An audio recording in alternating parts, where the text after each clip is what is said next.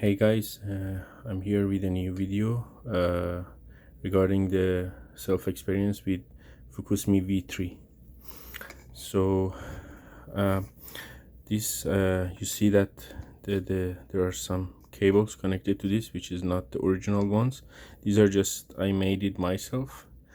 So the original cable for electrodes, it's just one piece, and I didn't like it because the original one has a very small electrodes and you feel burning under the sponges, but I made my own electrodes and the cable, which is removable, so you can easily wash the electrodes without unplugging this. The other side, you see another cable. This one is for the external battery. So what I basically did, I opened this and I made a small hole here. I took two cables out from the battery. So you should know that the original battery inside is a LiPo battery, 3.7 volt, 190 milliamp, which is not really sufficient for more than 1 hour of stimulation. Sometimes you have to do several montage and stimulate several montages, which takes more than 1 hour of stimulation. So the battery is not strong enough for that, for one time, one complete session, which can take more than 1 hour. So what I did, I just took out cable, and this is like iPhone 6 battery. I just removed, you need a little bit of soldering. I just connected the cables to this, I soldered, and I just fixed it with some tape.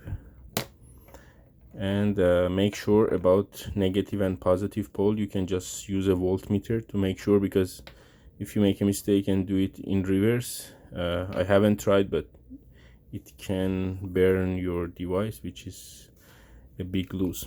So let me show you the photo of the tDCS, the inside, how it looks like. I don't want to open it now, but I have the photos. So what I recommend, anytime you open an electric device, it's always good to take photos of inside, in the case you want to put back the parts, you know which part goes where. So let's take a look at inside of the tDCS version 3 V3, and I'll explain what I did for the external battery. Okay, so this is inside, this is the battery. Okay, so what I did, you see right here, where the cables all soldered. So before you unsolder the battery, make sure to remove this blue part so you don't burn it mistakenly. So after you unsolder this, you will have, let me see, yeah, so this is what I did after. So I just soldered two cables. Actually, before I solder, I just used the hot glue, and I made like a box with the hot glue, and then it is just the same size as the battery. And then I just replaced the battery and put this one in, so it can hold the LCD also, because it will just behind the LCD, so it holds the LCD. And because of the way I just designed it, it also, if you push the cable, it won't be the force wouldn't pass to these soldering pins, so it cannot damage the board. So that's how I thought I can fix this and get two cables out of the device.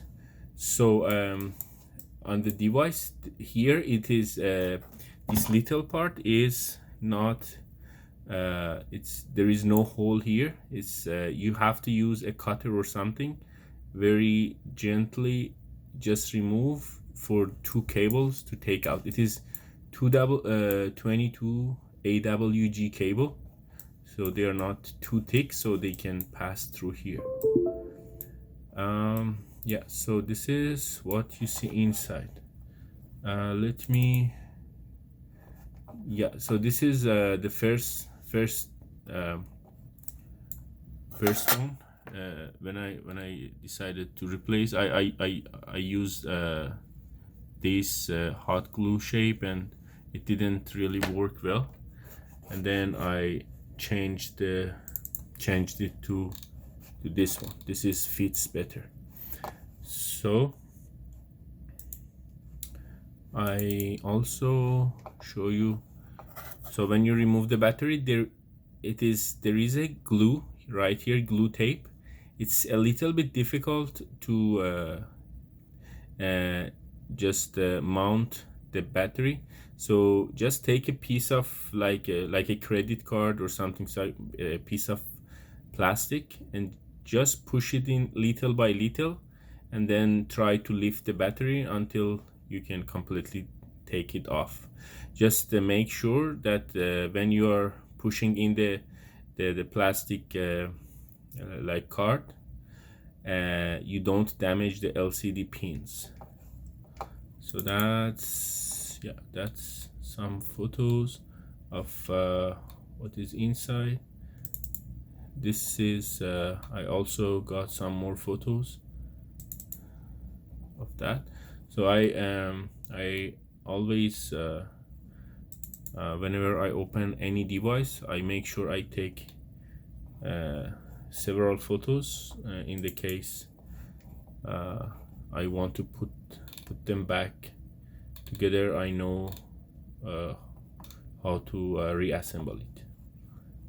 So yeah, this is the other side, the other side, which it is held by two screws.